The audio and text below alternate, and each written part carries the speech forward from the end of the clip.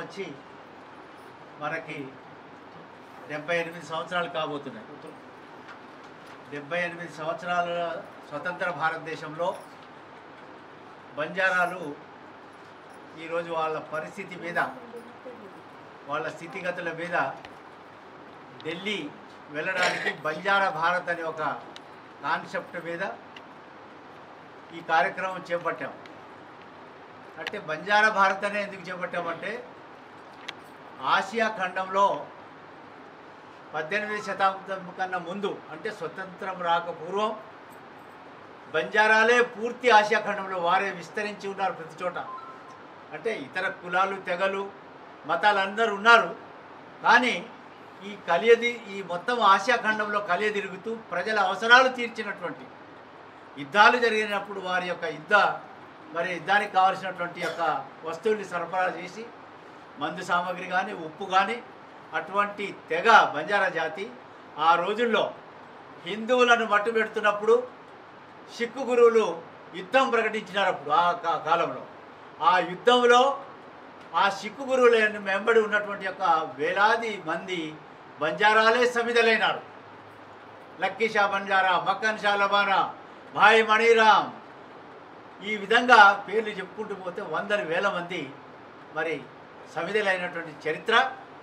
ఆ రోజుల్లో బంజారాలు దేశంలో ఎక్కడ ఏ అవసరాలు ఉన్నా, నిత్యావసర వస్తువులు కానీ, మందు సామాగ్రి కానీ, యుద్ధ సామాగ్రి కానీ అవసరం ఉన్న చోట మరి ఆ రోజుల్లో మార్గాలు లేకున్నా కూడా ఎడ్ల బండ్ల మీద కాలినడకన మరి ప్రతి వాళ్ళకి అవసరం ఉన్న వస్తువుని సరఫరా చేసి ఆ రోజు దేశాన్ని కాపాడినారు, ఆసియా ఖండాన్ని కాపాడినారు.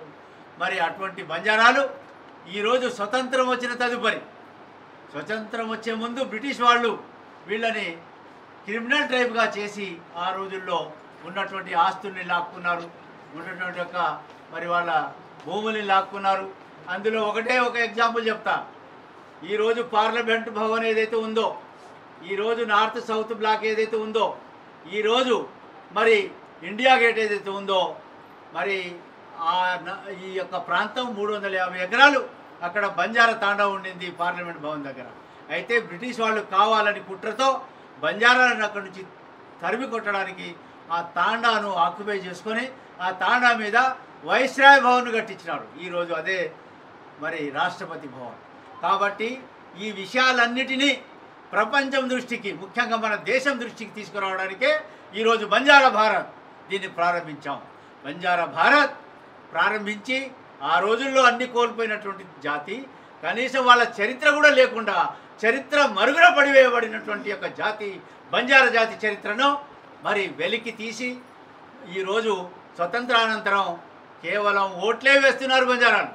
దేశంలోని 200 పార్లమెంటు స్థానాల్లో, అదే రకంగా దేశంలోని 1000 స్థానాల్లో, అసెంబ్లీ స్థానాల్లో విస్తరించి ఉన్నటువంటి జాతి ఒకటే భాష, ఒకటే సాంప్రదాయం, ఒకటే సంస్కృతి.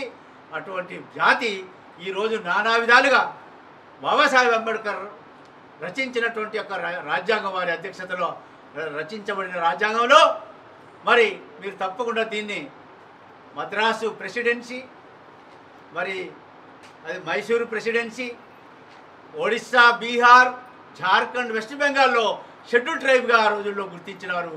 మరి కర్ణాటక, హిమాచల్, ఢిల్లీ, ఉత్తరప్రదేశ్, పంజాబ్, హర్యానాలో షెడ్యూల్ క్యాస్ట్గా వీళ్లను ట్రీట్ చేసి తెలంగాణతో సహా కొన్ని రాష్ట్రాల్లో ఎస్సీ ఎస్టీలో కలపలే.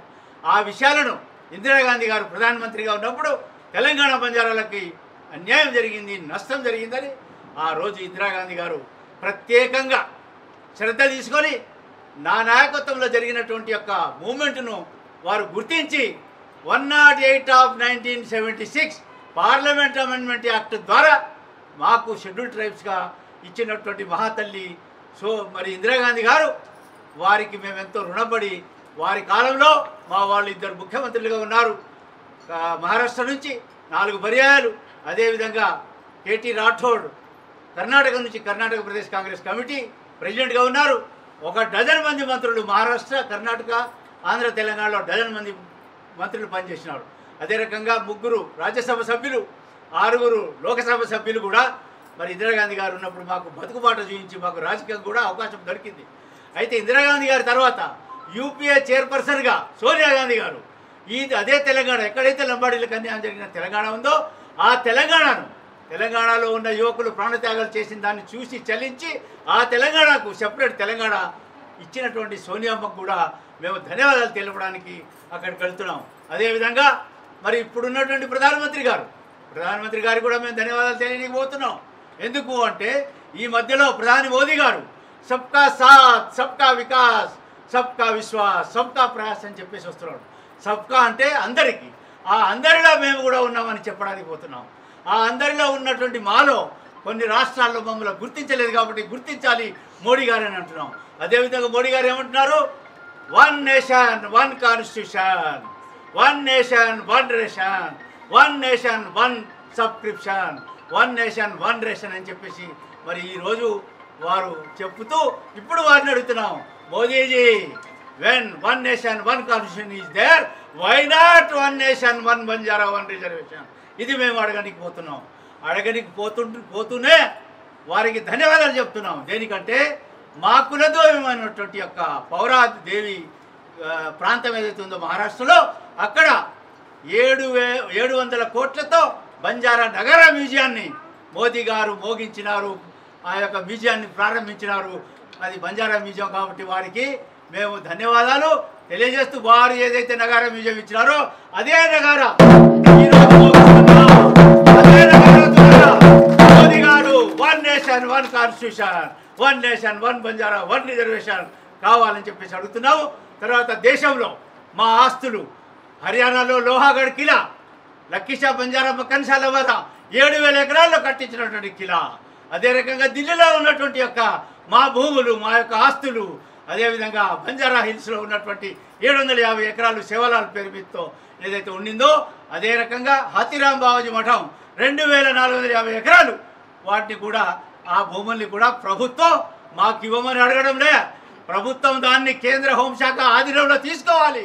దాని నుంచి వచ్చే ఇన్కమ్ని మా యొక్క తాండాల అభివృద్ధికి మా యొక్క గిరిజనుల లంబాడీల అభివృద్ధికి వినియోగించాలనే ఒక గొప్ప ఉద్దేశంతో మేము ఢిల్లీ వెళ్తున్నాం. మేము ఏ పార్టీకి వ్యతిరేకంగా కానీ ఎవరికి అనుకూలంగా కానీ మేము వెళ్ళలేం లేదు.